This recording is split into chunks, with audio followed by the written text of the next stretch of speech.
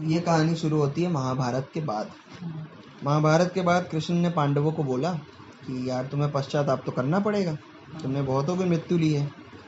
तो ये लोग पहले बढ़े बद्रीनाथ की तरफ। बद्रीनाथ की तरफ गए तो वहाँ पे पूजा पाठ ये सब कुछ किया। तो विष्णु जी ने बोला कि भाई हमसे मत बोलो, महादेव से बोलो, क्योंकि मैं तो पालनहार हूँ, मैंने तुम्हें पाल लिया। अब तुम मृत्यु के करीब जा रहे हो और तुमने बहुतों को मृत्यु भी कराई है, तो तुम उन्हीं से बात करो जो मृत्यु के देवता हैं, महादेव। तो बोले कहाँ मिलेंगे? तो विष्णु जी बोले केदारनाथ में मिलेंगे। तो बोले रास्ता कहाँ से जाते हैं? तो बोले अलकनंदा के साथ चलते जाओ, जहाँ मंदाकिनी दिख जाए समझ जाओ केदारनाथ आ गया। चलना शुरू किया अलकनंदा के रास्ते, स्वर्ग रोहिणी पहाड़ के पास से होते हुए। और स्वर्ग रोहिणी पहाड़ वो पहाड़ था जहाँ पे बाद में इन्हें मुक्ति मिली। ठीक है, चलते हुए गए और केदारनाथ पहुंचने ही वाले थे कि महादेव देख लिया, अरे यार ये लोग तो यहाँ आ गए। अच्छा, महादेव को तब तक पता नहीं था कि विष्णु जी ने बता दिया है पता। ठीक है। तो वहां पे खूब सारे गाय बछड़े बैल थे। तो महादेव एक तो काले बैल बन के वहीं बैठ गए। अब क्योंकि वो भगवान है तो ऑब्वियस सी बात है कि वो थोड़े अलग दिखते। तो वो जो बैल बन के बैठे थे वो बैल चमक रहा था। ठीक है, तो झुंड में बैठे हुए महादेव नॉर्मली बैल बन के, मगर उन्हें ये नहीं पता कि मैं चमक रहा हूँ, भूल गए, वो चीज़ नोटिस करना भूल गए। ठीक है, भीम लोग आस पास से निकले तो भीम पीछे मुड़ा। भीम ने बोला कि ये सब बैल एक तरीके के हैं, सब गाय एक तरीके की, अकेला क्यों चमक रहा है? तो अर्जुन ने बोला लगता है यहाँ पे कोई माया खेल रहे हैं महादेव, एक काम करो भीम, पकड़ो इन्हें। तो भीम जैसे ही बैल को पकड़ने कूदा तो जो बैल के ऊपर वाला हिस्सा होता है वो पकड़ पाया और बैल नीचे घुस गया, महादेव नीचे घुस गए। मगर भीम ने इतनी तेज बैल का ऊपर का हिस्सा पकड़ा था कि वो ऊपर का हिस्सा ऊपर ही रह गया, वो बन गया केदारनाथ। ठीक है, अब ऊपर का हिस्सा चला गया है। अब महादेव गए तुंगनाथ। तुंगनाथ चंद्रशिला के पास था। चंद्रशिला वो जगह थी जहाँ पे राम भगवान ने तपस्या की थी पश्चाताप करने के लिए। ठीक है, महादेव जाके बैठे तुंगनाथ में, अभी भी चमक रहे हैं। ठीक है, उनको नहीं पता कि मैं क्यों पकड़ा गया पिछली बार। ठीक है, बट अब ऊपर वाला उनका जो हुड होता है वो नहीं है। ठीक है, तो भीम लोग वहां पहुंचे। अच्छा, ये सारा पता इनको विष्णु जी बताते जा रहे थे कि आप महादेव कहाँ गए। ठीक है, तो भीम लोग वहां पहुंचे तो वहां पे भी खूब गाय बैल बछड़े। ये अकेला बैल चमक रहा है जिसके ऊपर का हुड नहीं है। ठीक है, महादेव को अभी भी नहीं पता, बैठे हुए हैं चुपचाप मुस्कुराते कि अरे मुझे तो किसी ने नोटिस ही नहीं किया। ठीक है, फिर भीम ने बोला ये अर्जुन, ये देखो इन्हीं का भी अपन ने वहां पे होठ पकड़ा था, वही काला बैल है, पकड़ते हैं अपन इन्हें। ठीक है, इस बार जब भीम ऊपर कूदे तो पैर पकड़ पाए। ठीक है, पैर पकड़ पाए और बाकी का बैल अंदर घुस गया। तो जहां वो पैर रह गए वो जगह बन गया तुंगनाथ।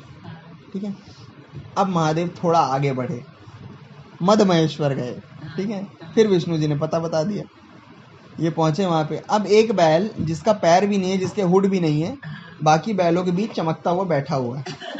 ठीक है, ये लोग पहुंचे और इस बार तो अब इनको श्योर ही हो गया था कि जितने अंग हम कम करते जा रहे हैं ना, हमें उतने से पता चलता जाएगा कि महादेव कौन से हैं।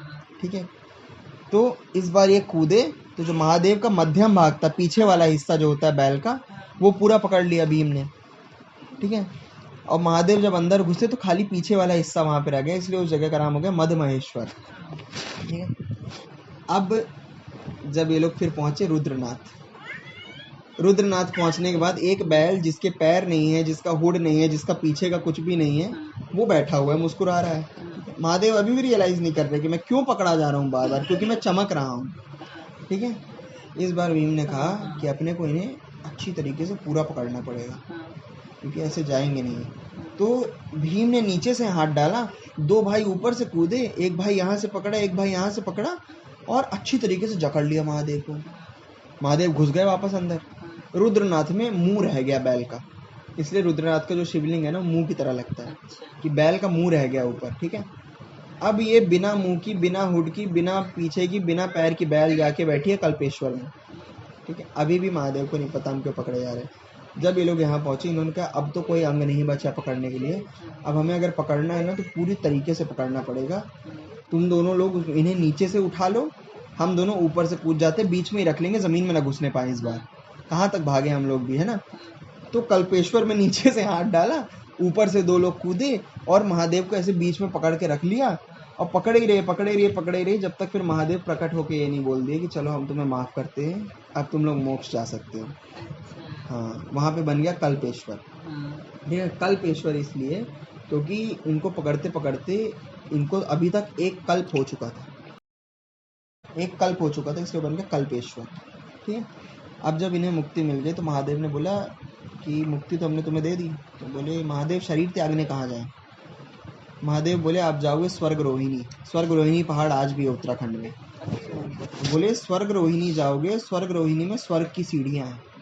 और एक्चुअली अगर आप स्वर्ग रोहिणी पहाड़ में जो ग्लेशियर है ना उसको देखोगी ना तो वो ऐसे बना हुआ है सीढ़ियों जैसा। हाँ, तो ये लोग चलते चलते स्वर्ग रोहिणी गए। अब रास्ते में होने लगी दिक्कत ये कि जब ये चलने लगे तो एक एक करके ये मरने लगे। ठीक है। सबसे पहले मौत हुई द्रौपदी की, क्योंकि द्रौपदी को इस बात का घमंड था कि मैं सुंदर हूँ और मेरे कारण पूरी महाभारत हो गई। पहले मरी द्रौपदी। इनके साथ एक कुत्ता भी था। अगले मरे अर्जुन को इस बात का घमंड था कि मुझसे अच्छा धनुर्धर कोई नहीं रहा आज तक, मैंने पूरी महाभारत जिताई। ठीक है। फिर मरे नकुल को इस बात का घमंड था कि मुझसे ज्यादा सुंदर कोई नहीं है। फिर मरे सहदेव को इस बात का घमंड था कि मुझसे ज्यादा बुद्धिमान कोई नहीं। फिर मरे भीम को इस बात का घमंड था कि मुझसे ज्यादा बलशाली कोई नहीं है। आखिरी में बचे युधिष्ठिर और वो कुत्ता। उन्होंने स्वर्ग रोहिणी की सीढ़ियां चढ़ी और जब वो स्वर्ग के दरवाजे पहुंचे तो एक आखिरी टेस्ट देना बाकी था। ये टेस्ट महादेव ले रहे थे। इंद्रदेव को बोला गया कि आप इन्हें घुसने नहीं दोगे कुत्ते के साथ। ठीक है। तो इंद्रदेव ने बोला युधिष्ठिर या तो आप आ सकते हो या तो ये कुत्ता आ सकता है, दो में से एक चीज़ है, हम दोनों को नहीं आने दे सकते। तो युधिष्ठिर ने बोला इस कठिन जर्नी में मेरे भाइयों ने और मेरी पत्नी ने मेरा साथ छोड़ दिया, मगर एक कुत्ता मेरे साथ टिका रहा, तो मुझे माफ़ करिए, मैं स्वर्ग नहीं आना चाहूँगा, इस कुत्ते को ले जाइए। ठीक है। जैसे ही ये बोला तो जो इंद्रदेव बने हुए थे वो अचानक से महादेव बन गए। बोले मैं तुम्हारी आखिरी परीक्षा ले रहा था और तुमने ये बात साबित कर दी कि तुम धर्मराज हो, तुमने हमेशा धर्म को अपने से ऊपर रखा है, इसलिए मात्र तुम ही स्वर्ग जाओगे। तो खाली युधिष्ठिर स्वर्ग गए और वो कुत्ता भी स्वर्ग आ गया, और वो कुत्ता एक्चुअली भेजा भी महादेव का ही हुआ था। और यहाँ से खत्म हुई महाभारत का अंत। अब लोग पूछते हैं कि महाभारत के अंत के बाद कृष्ण को क्या हुआ? कृष्ण वापस चले गए द्वारका, उन्होंने अपना राजपाट पाला, सब कुछ पाला, द्वारका डूब गई एक वक्त। ठीक है। एक दिन कृष्ण झाड़ियों में लेटे थे, झाड़ियों में से मात्र उनका एक तो नीला कलर का पैर बाहर दिख रहा था। एक शिकारी आया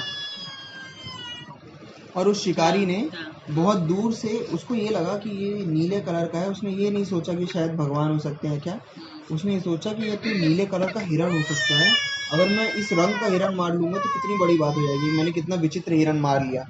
ठीक है। तो उसने एक बाण चलाया जहर वाला कृष्ण जी के पैर पे। जैसे ही जाके देखा तो कह रहे भगवान मुझे माफ करिए, मैंने आप पे चला दिया ऐसे करके। तो कृष्ण ने बोले इसमें तुम्हारी गलती नहीं है, जब इसके पहले मैंने अवतार लिया था राम का, तो मैंने भी तो राम ने बोला, नहीं कृष्ण ने बोला कि जब मैंने इसके पहले राम का अवतार लिया था, हाँ, तो मैंने भी गलती से एक जानवर को मार दिया था, और वो जानवर थी जिसके पेट में बच्चे थे। मुझे नहीं पता था उस वक्त कि मुझे इस तरीके से उसका फल मिलेगा, मगर कोई बात नहीं, मैंने उस जानवर को मारा जिसके पेट में बच्चे थे, यानी मैंने जीवन को मारा, तो अब जो उसका कर्म है तुमने मुझे मार के दे दिया है, अब मैं यहाँ से मुक्त हूँ। और फिर कृष्ण चले गए।